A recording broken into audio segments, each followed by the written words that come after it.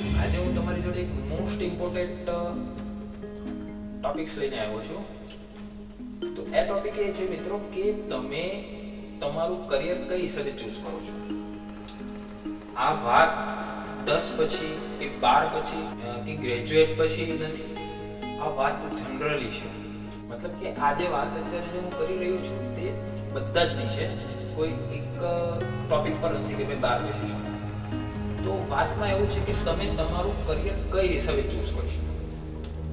તો મોસ્ટ ઓફલી જનરલ બધાની જોડે કેવું થાય છે કે તમારું કરિયર જ્યારે તમારે ચૂઝ કરવાનું આવે તો એનાથી આગળ તમારા મનમાં એક વિચાર કરતો હોય છે કે હવે હું શું કરું. તો એવી પરિસ્થિતિમાં તમે શું કરશો કે તમે બીજાના સંપર્કમાં આવશો. મતલબ કે તમારા સગા સંબંધીઓ હોય, તમારા મિત્ર વર્ગ હોય અથવા તો કોઈ પણ તમે એમના સંપર્કમાં આવો અને તમે એમના પાસેથી એમના રિવ્યુ લેશો કે ભાઈ હવે હું દાખલા તરીકે એક્ઝામ્પલ રીતે 12 પાસ થઈ ગયો છું તો હવે હું શું કરું, મારા 12માં કેટલા ટકા આવ્યા છે તો હવે હું શું કરું. એ પોતાના રિવ્યુ જે તમને મળે છે એના ઉપરથી તમે એક નિર્ણય લો છો અને એ નિર્ણય થકી તમે તમારું કરિયર ચૂઝ કરો છો. આ એક રીત થઈ. બીજું કયું છે કે તમે બીજાનું જોઈને કરિયર ચૂઝ કરો છો. બીજાનું જોઈને મતલબ શું? બીજાનું જોઈને મતલબ એ કે ભાઈ મારા મિત્રએ સીએ ચૂઝ કર્યું તો હું પણ સીએ ચૂઝ કરીશ. કોલેજ પછી એવું હોય કે ભાઈ મારા મિત્ર એલએલબી માં જાય છે તો હું પણ એલએલબી માં જાઉં. આ એક વાત ખોટી છે. આ રીતે તમારું કરિયર ચૂઝ ના કરો. હવે આવે ત્રીજી રીતે તમારું કરિયર કઈ હિસાબે ચૂઝ થાય કે તમને તમારા પેરેન્ટ્સ એવું કહે કે ભાઈ તું હવે આ કર. મતલબ કે અમારું નાનપણથી સપનું છે કે તું ડોક્ટર બન, અમારું નાનપણથી સપનું છે કે મારો દીકરો એન્જિનિયર બને. તો આ રીતના તમારું કરિયર ચૂઝ થાય. તમે આ રીતનું કરિયર ચૂઝ કરો.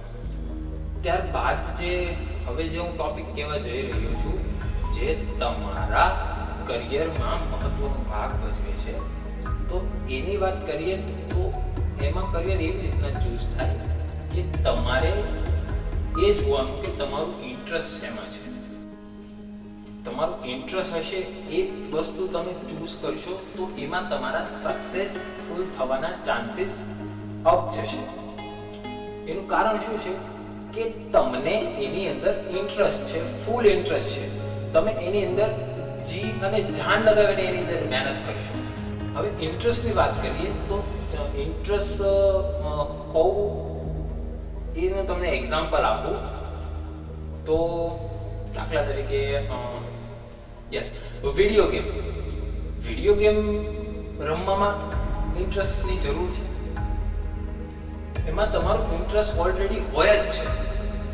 તમે 1 દિવસ રમો, 2 દિવસ રમો, 3 દિવસ રમો, તમે ઓલરેડી એની અંદર ઇન્ટરેસ્ટેડ છો. એટલા માટે એના લેવલ તમારથી સક્સેસ થતા જશે. તમે એમની અંદર પાર પડતા જશો. જે અલગ અલગ જે સ્ટેપ આવશે, પહેલા નોર્મલ હોય, પછી હાર્ડ હોય, પછી એના કરતાં વધારે હાર્ડ હોય. તો ગમે એટલું હાર્ડ હોય છતાં પણ તમે એને પાર કરી જાણો છો.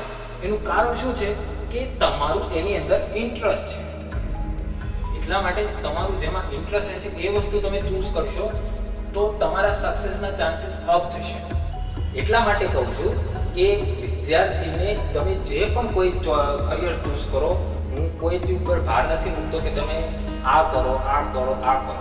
પરંતુ તમે ગમે તે કરિયર ચૂઝ કરો તેમાં તમારે ઇન્ટરેસ્ટ હોય તે વધારે સારું છે. સો આ વિડીયો અહીં સમાપ્ત કરતા જય હિન્દ, જય ભારત.